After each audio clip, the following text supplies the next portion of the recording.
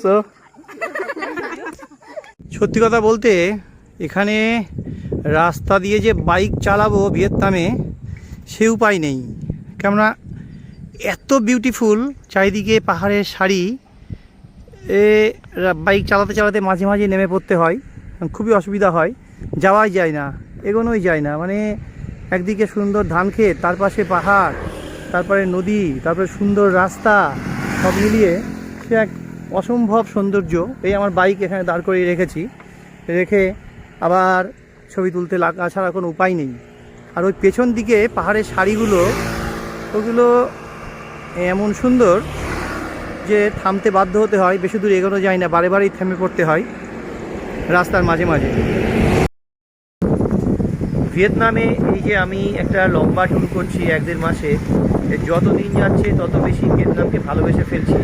কারণ ভিয়েতনামের এত সৌন্দর্য, এখানে পরিবেশ, প্রকৃতি, মানুষজন সব মিলিয়ে এত মজার, এত আনন্দের যে ভিয়েতনাম ধীরে ধীরে মনের গভীরে প্রবেশ করে যাচ্ছে। এবং অল্প কদিনের জন্য যারা ভিয়েতনাম আসবেন তারা এই জিনিসটা ফিল করতে পারবেন না। একটু বেশি সময় নিয়ে যদি কেউ আসে, মানে অনলি তারা এটা বুঝতে পারবে যে ভিয়েতনামে কেন সাহেবরা এত সময়, লম্বা সময় নিয়ে আসে। আমাদের দেশে তো আসলে বেশিরভাগ লোক সময় বেশি পায় না, তারা আসলেও কয়েকদিনের জন্য বুড়ি ছোঁয়া করে ছুটে যায়, বেশি দিন থাকতে পারে না।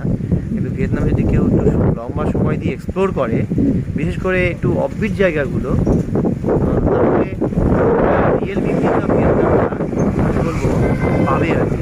তো আমি যত এক্সপ্লোর করছি তত আমার ভিয়েতনামের প্রতি ভালোবাসা বেড়ে যাচ্ছে এবং আমার তত ভালো লাগছে। আজকে এই ফোং না কেভ থেকে আমি দানাংয়ের দিকে রাতে স্লিপার বাসে চলে যাব। কিন্তু ফোং না কেভ অঞ্চলে এই যে 3-4 দিন আমি থাকলাম, এটা কিন্তু আনবিলিভেবল। যেমন সুন্দর পাহাড়, তেমন সুন্দর নদী, তেমন সুন্দর প্রকৃতি, মিলিয়ে এ কিন্তু একটা আনফরগেটেবল এক্সপিরিয়েন্স। সবচেয়ে বড় কথা এখানকার লোকজন, তাদের সঙ্গে ইন্টারাকশান, যদিও গুগল ট্রান্সলেটারই একমাত্র আমার way to interact with the local আর কমন পিপল, কিন্তু আমি ল্যাঙ্গুয়েজ তো বুঝতে পারছি না, এরা ইংরেজিতেও খুব বেশি পাকাপোক্ত না, ফলে গুগল ট্রান্সলেটারটা দিয়ে কোনো মতে কাজ চলছে। কিন্তু তাতেই কিন্তু একটা অদ্ভুত সুন্দর রিলেশনশিপ তৈরি হয়ে যাচ্ছে ভিয়েতনামে, এটা কিন্তু বলতেই হবে। এবং এখানে আমি আবারও আসবো। Beauties of Vietnam.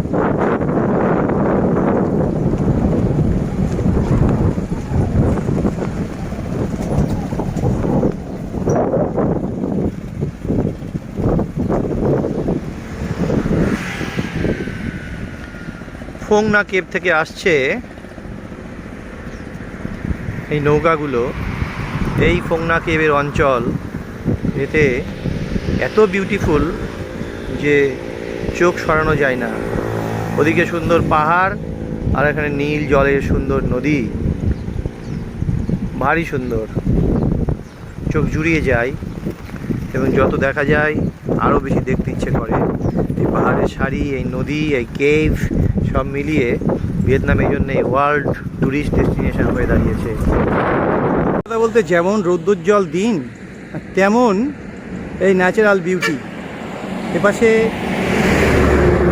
এই যে পাহাড়গুলো রয়েছে, এই হালং বেতে যেরকম পাহাড়ের খাঁজগুলো দেখা যায় সমুদ্রের মধ্যে, জলের মধ্যে, এখানে তো নেচারের মধ্যে, রাস্তার মধ্যেই ওরকম দেখা যাচ্ছে ভারী সুন্দর সুন্দর পাহাড়ের খাঁজ।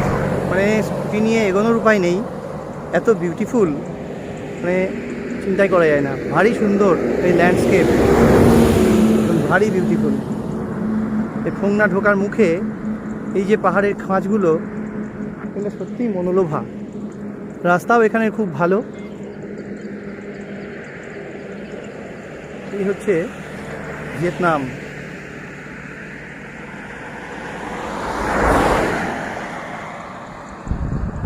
আর এই যে দূরে পাহাড়ের খাঁজগুলো দেখা যাচ্ছে, এগুলো কিন্তু অসাধারণ সুন্দর।